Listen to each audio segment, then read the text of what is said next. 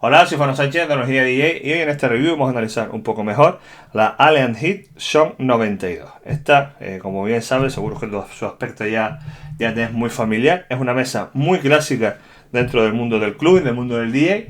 Y lo que vamos a hacer un poco es analizar el hecho de que es una mesa que lleve en el mercado nada más y nada menos que 15 años. Como bien sabes, hace relativamente poco tiempo salió al mercado lo que es su sucesora, que sería la Alien Heat Zone 96, pero esta 92 sigue vendiéndose, está en el mercado y sigue teniendo su base de fan muy importante, porque entre otras cosas tiene un nivel, una calidad de sonido bastante importante. Bien, entonces vamos a analizar, como siempre, el mezclador por parte y vamos a empezar por la parte izquierda, ¿vale? Aquí tendríamos lo que es la entrada de micro, que la tienes aquí, y el return, ¿vale? Para conectar los efectos y demás. Ya te adelanto, la mesa carece de efectos, solamente tiene dos filtros, ¿vale? Sí es verdad que son filtros de bastante calidad, pero no vas a encontrar como las mesas de Pioneer DJ, esto, reverb o delay, etcétera. Este mezclador está enfocado solamente a los filtros, ¿vale? Y solamente maneja filtros. Pero, como te acabo de decir, a través del Zen Return, puedes conectar un procesador de efectos externos. Por ejemplo, que está muy de moda ahora, el Pioneer RMX 1000. Si bien es cierto que hay algunos problemas de compatibilidad, ¿vale? Entonces hay varios tutoriales en YouTube que te explican cómo conectarlos correctamente y demás.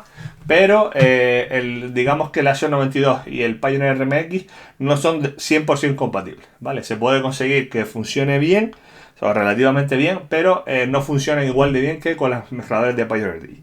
Vale, dicho esto, tenemos, como siempre, la ecualización y luego los volúmenes. Vale, aquí tenemos los niveles de auxiliares también. Y ya aquí empezaríamos con lo que es, este sería el filtro, o sea, el filtro el 1 y este sería el 2. Tenemos la ventaja que tiene la mesa, a pesar de que tenga pocos efectos, es que los filtros son muy personalizables. Ves que tienes el nivel de resonancia a los dos lados, tienes el tap para saber para pillar el tiempo exacto del BPM y que el efecto sea aún mejor, esté mejor aplicado. Tienes la posibilidad de duplicar el efecto, o sea que aparezca, que darle otra sonoridad. Y en definitiva, a pesar de que son pocos efectos, como te repito, los dos filtros que tiene son muy potentes, ¿vale? Y encima son muy personalizables, con lo cual es una mesa que, aunque sea limitada en efectos, lo que tiene está muy bien puesto.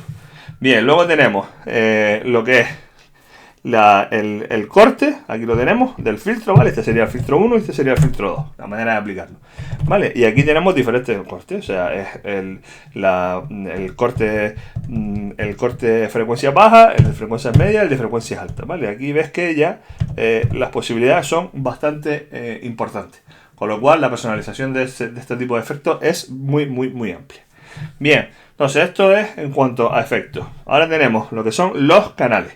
Ves que es una mesa de 4 canales y a diferencia de la mayoría de las mesas para DJ, en esta tiene algunas peculiaridades. Para empezar, los ajustes de ganancia y demás los tenemos aquí arriba, los auxiliares, y tenemos la posibilidad de activar o el fono o en línea según nos interese. Ahora cuando vemos la parte de conexiones, verás que la posibilidad de conectar tanto platos como CDJ y demás al mezclador. Luego tenemos lo que es las frecuencias altas y luego tenemos dos frecuencias medias, ¿vale? Dos knobs de frecuencias medias para ajustar de forma más precisa ese tipo de frecuencia. Y luego tenemos, como siempre, la frecuencia grave, ¿vale? Las low frequency, que se llaman en inglés.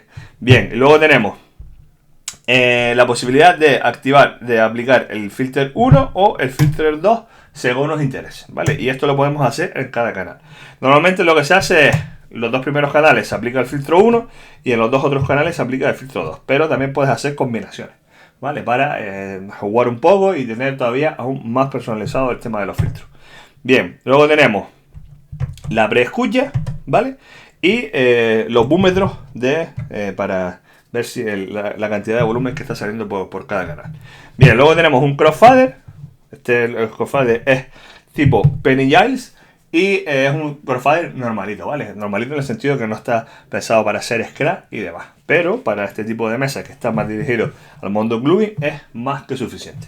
Aquí tenemos el corte del crossfader, ¿vale? Por si te hiciera falta. Y aquí tenemos lo que sería la zona de el volumen del máster y el monitoreo. Entonces aquí tenemos el Mix 1 y el Mix 2 porque tiene dos salidas de máster que veremos ahora en la parte de conexiones. Y aquí tenemos la preescucha. Ves que tiene diferentes tipos de preescucha y un detalle importante que mucha gente no tiene en cuenta, pero que esta mesa hace muchos años que ya viene con dos preescuchas, una en jack y otra en mini jack, ¿vale? Te lo digo porque hemos hecho hincapié varias veces de que Pioneer DJ ha introducido eso como novedad, pero ya ves que esta mesa ya hace bastante tiempo que lo tiene y que realmente como novedad es lo de menos, ¿vale? Porque sinceramente es un detalle, yo siempre lo recalco que es un detalle pequeño, pero lo típico, se te olvida el adaptador jack y tienes que tirar del mini jack y no hay otra forma, conectamos mini jack y tenemos el problema solucionado, ¿vale? Así que es un pequeño detalle, pero al final es muy importante. Luego tenemos detalles, cuestiones como el volumen del boot, del monitoreo, ¿vale? Y tenemos también una salida y entrada una salida de cable MIDI tradicional, que lo veremos también en el canal de conexiones, para coordinar varios dispositivos MIDI. Bueno, aquí tenemos ya lo que es el apartado de conexiones. Vamos a empezar por esta parte del mezclador y lo que tenemos como siempre es entrada para micrófonos, ya ves que tiene micrófono 1 y micrófono 2 en formato XLR y a su vez tenemos dos retornos, este sería el retorno 1 y el retorno 2 para el tema de los efectos, ¿vale? Luego aquí tendríamos el adaptador de masa, la masa para conectarlos a los platos y que no hiciera el típico ruido de señal. Y finalmente aquí tenemos lo que son los cuatro canales. Como ves tenemos en la parte superior, tendríamos que tener los protectores, tendríamos los fonos, ¿vale? Para conectar cuatro platos, porque los cuatro canales emiten platos. Y en la parte inferior tendríamos las líneas, para conectar tanto CDJ como cualquier otra señal de línea. Bien, ves que vienen chapados en oros y demás, que es un detalle a tener en cuenta. Y luego justo debajo tenemos los auxiliares. Tenemos el auxiliar 1 y el auxiliar 2. Ves que la mayoría de los casos, tanto el return como los auxiliares son en jack, ¿vale? Luego tenemos la salida de record para grabar nuestras sesiones, importante para que la señal esté atenuada y demás. Luego tenemos lo que es el Mix 1 con tanto XLR, en este caso sería XLR, y luego tenemos el Mix 2 en jack. Y luego tenemos la salida boot, la entrada boot para monitores también en jack. Aquí tenemos el otro canal, ¿vale? El 4 y aquí lo que te decía, comentaba en un principio, la entrada de MIDI, la tradicional, la de toda la vida, ¿vale? Para conectar cualquier dispositivo MIDI. Hay que tener en cuenta que la mesa no es digital, ¿vale? Es totalmente analógica. De hecho, esa en parte es una de las características fundamentales de la mesa, que el sonido es, a la gente que le gusta la 92 es porque el sonido es algo especial, o sea, en el sentido que es un poco mejor que otras mesas. También verdad que no se puede comparar con mesas de Pioneer de hace más años, incluso de menos calidad, pero digamos que la diferencia de la 92 con respecto a otras mesas es que en muchos casos tiene un sonido superior, ¿vale? En muchos casos me refiero comparativamente hablando. O sea, yo personalmente la he probado con la 900 Nexus 2 y para mí básicamente son iguales en cuanto a sonido. Pero vuelvo y te repito, esto siempre es una cuestión muy subjetiva, no hay ninguna medición mínimamente objetiva para saber si el sonido es mejor o no, pero sí es verdad que tú conectas, por ejemplo, una de JM800, que es una mesa antigua, y conectas una 92 y la 92 suena muchísimo mejor, ¿vale? Por eso es parte del éxito de la mesa es ese, que el sonido es muy peculiar y en muchos casos es mejor que los otros mezcladores, digamos, similares. Bien, aparte de eso, vamos ahora a ver la parte final, las conclusiones y te daré algunos de los detalles que no me gustan de la mesa, que sinceramente no son muchos, pero bueno, es importante que lo sepas porque al final eso puede decidir o no la compra de este tipo de dispositivos. Bueno, para terminar este review, algunas conclusiones. Primero, esta es una mesa 100% analógica, es decir, no incorpora interfaz de audio, no es compatible con Traktor, ni con Serato DJ, ni con Rekordbot DJ, con nada, ¿vale? Porque entre otras cosas no tiene ni siquiera salida USB, ni mucho menos entrada, ¿vale? Sí es verdad que tiene la posibilidad de conectar dispositivos MIDI a través del cable MIDI tradicional, pero no es una mesa digital. O sea, partiendo de esa base, para ser una mesa analógica tiene un muy buen sonido. Es decir, no es que las mesas analógicas tengan menos sonidos que las digitales, pero la característica principal y el hecho de que tenga la base de fan que tiene es que tiene un sonido muy característico. En muchas ocasiones, y te lo dije antes, tiene mejor sonido que mesas que supuestamente son iguales o incluso superiores. ¿Vale? Sabiendo esto, si eres un DJ que necesita efectos, probablemente esta no sea tu mesa. ¿Por qué? Porque solamente tiene dos filtros, lo que te decía antes, están aquí, filtro 1 y filtro 2, pero no tiene más efectos. Sí es verdad que se les puede añadir, como te comentaba en un principio, una unidad de efectos externos, por ejemplo la RMX 1000, pero hay algunos problemas de compatibilidad. ¿Vale? No voy a entrar mucho en ese asunto porque eso daría para otro vídeo, pero ya te digo ya que no suena igual de bien que si lo conectaras a una RMX 1000, ¿vale? También te digo, hay mucha gente que lo utiliza y no tiene problema, pero los más sibaritas del sonido, que quieran efectos limpios y demás, quizás no es la unión perfecta, como quien dice. Bien, aparte de eso, otro detalle que mucha gente no tiene en cuenta.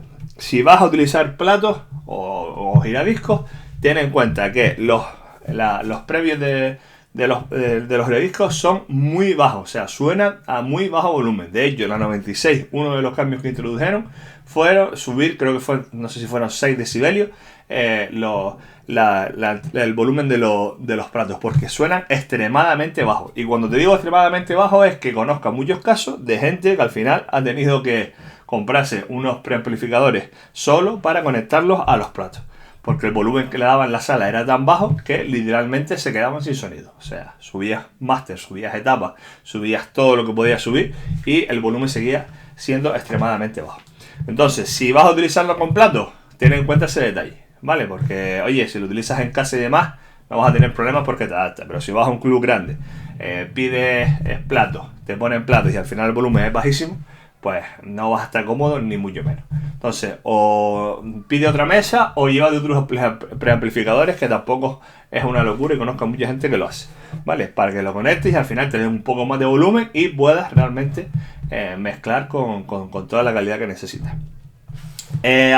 Aparte de todo eso, me parece un producto francamente bueno, ¿vale? Si lleva 15 años en el mercado, lógicamente no es porque sea malo, ni mucho menos. Lo que pasa es que tiene un concepto y una distribución un poco no acorde con lo del mercado. Es decir, Pioneer DJ ha impuesto una forma de hacer las mesas y sobre todo de colocar los controles y demás, y Alien Heat tiene su propia forma, que vuelvo, que te aclaro, ni es malo ni es bueno, simplemente es diferente.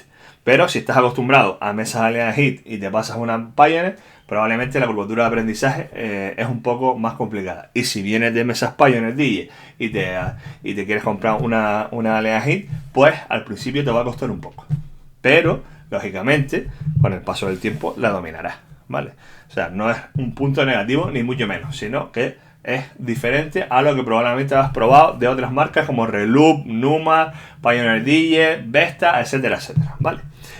A mí me ha encantado el producto, o sea, es un producto muy específico en el sentido que tiene su nicho de mercado, ¿vale? Para gente que le gustan las mesas analógicas o que quiere este sonido en especial o que no necesita efectos y demás.